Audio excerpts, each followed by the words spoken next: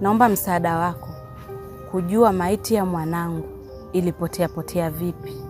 Maiti ya mwanangu imeniliza moyoni. Mwanangu haki yake iko wapi? Nitaisaka kweli. Sawa, nashukuru kufahamu. Kwa kuwa ni wifi yangu. Maana kakaangu ni kazeni ataishi hivyo hivyo miaka yote hiyo. Nashukuru kwa kufahamu. Ila zingatia, mimi nampenda sana kakaangu. Sawa. Kwani wewe kuna kitu unakihisi? Ndiyo.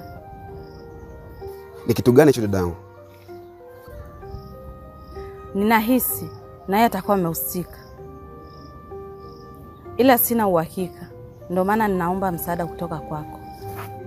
Sawa, lakini mmeo unamjua vizuri. Ni mkorofi sana. Naomba msaada wako. Basi usijali, mimi nitalifanyia kazi hilo.